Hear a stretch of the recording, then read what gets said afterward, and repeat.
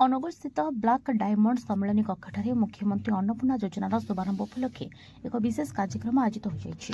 ରାଜ୍ୟସ୍ତରରେ ମାନ୍ୟବର ମୁଖ୍ୟମନ୍ତ୍ରୀ ଶ୍ରୀ ମୋହନ ଚରଣ ମାଝୀଙ୍କ ଦ୍ୱାରା ଏହି ଯୋଜନାର ଶୁଭ ଉଦ୍ଘାଟନର ସିଧାସଳଖ ପ୍ରସାରଣ ଆଭାସୀ ମାଧ୍ୟମରେ ପ୍ରସାରିତ କରାଯାଇଥିଲା। ଏହି ଅବସରରେ ମାନ୍ୟବର ଢେଙ୍କାନାଳ ସାଂସଦ ଶ୍ରୀ ରୁଦ୍ରନାରାୟଣ ପାଣି, ଜିଲ୍ଲା ଯୋଜନା ବୋର୍ଡର ଅଧ୍ୟକ୍ଷ ତଥା ମାନ୍ୟବର ପାଲଲହଡ଼ା ବିଧାୟକ ଶ୍ରୀ ଅଶୋକ ମହାନ୍ତି, ଜିଲ୍ଲା ପରିଷଦ ଅଧ୍ୟକ୍ଷା ଶ୍ରୀମତୀ ବବିତା ପ୍ରଧାନ, ଅତିରିକ୍ତ ଜିଲ୍ଲାପାଳ ଶ୍ରୀ ପ୍ରତାପ ପ୍ରୀତିମ ସମ୍ମାନିତ ଅତିଥି ଭାବରେ ଯୋଗ ଦେଇଥିଲେ।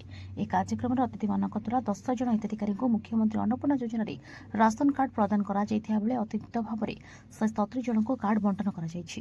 ଏହି ଯୋଜନାରେ ଅନ୍ତର୍ଭୁକ୍ତ ଯୋଗ୍ୟ ହିତାଧିକାରୀଙ୍କୁ ମାସକୁ ସଦସ୍ୟ ପିଛା ଅତିରିକ୍ତ 5 କେଜି ଚାଉଳ ମାଗଣା ମିଳିବ ଏବଂ ଏହାଦ୍ୱାରା ଜିଲ୍ଲାରେ ସର୍ବମୋଟ 2,94,057 ଗୋଟି ପରିବାର ଉପକୃତ ହେବେ। ବ୍ୟୁରୋ ରିପୋର୍ଟ, ଦମନ ଟିଭି ଲାଇଭ୍।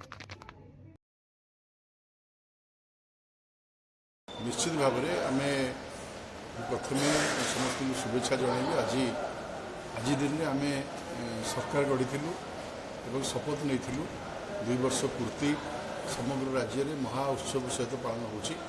आज आप देखते अनुगुल आम पालन कर ब्लॉक स्तर में हम पंचायत स्तर में हम सब बड़ उपलब्धि हूँ सरकार ये उत्सव मुखर को आहरी अधिक वृद्धिमंत करने प्रति परिवार को राशन कार्ड पिछा 5 केजी चाउल अधिका बर्तन दौरान जड़े 10 केजी चाउल एथर से पाइब।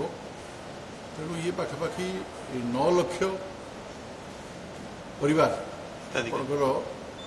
उपकृत हेबे अनुगुल जिले में। आज तार शुभारंभ आम कर माननीय मुख्यमंत्री भुवनेश्वर शुभारंभ कर माननीय सांसद मुझे समस्त प्रतिनिधि आम ये आरंभ करूँ।